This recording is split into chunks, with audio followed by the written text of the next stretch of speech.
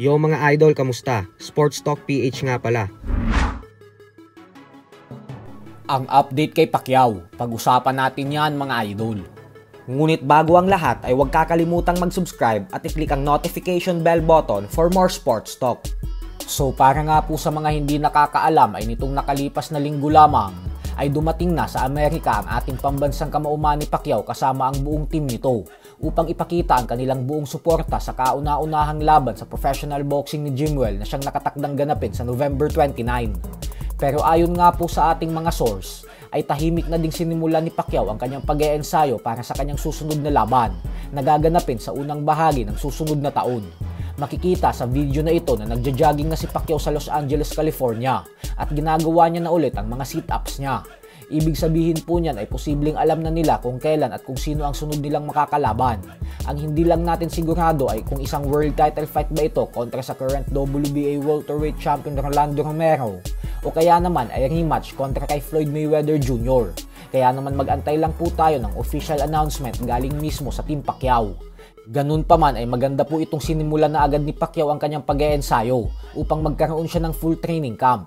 Kung atin po kasing matatandaan ay sinabi ni Pacquiao pagkatapos ng laban niya kay Mario Barrios na hindi umano siya naging 100% sa laban na yun nang dahil sa 2 buwan lang daw siyang nag-ensayo.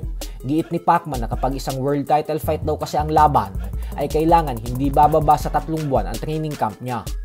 Sa kabilang banda naman mga idol ay hindi nga po natin maikakaila na pagdating sa usapang billiards ay isa ang pangalan ng bagitong 16 anyos na si JB Sukal ang may pinakamainit na pangalan.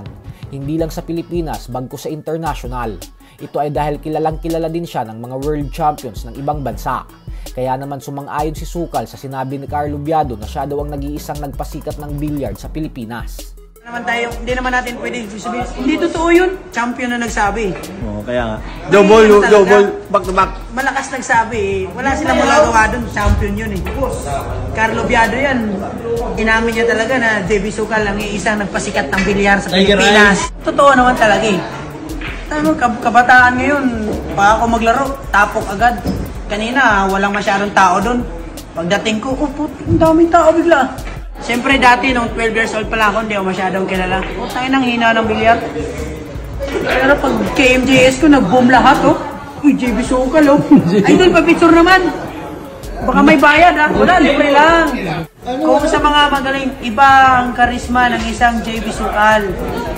Kaya aminin natin na isa sa nagpapasikat ng bilyar.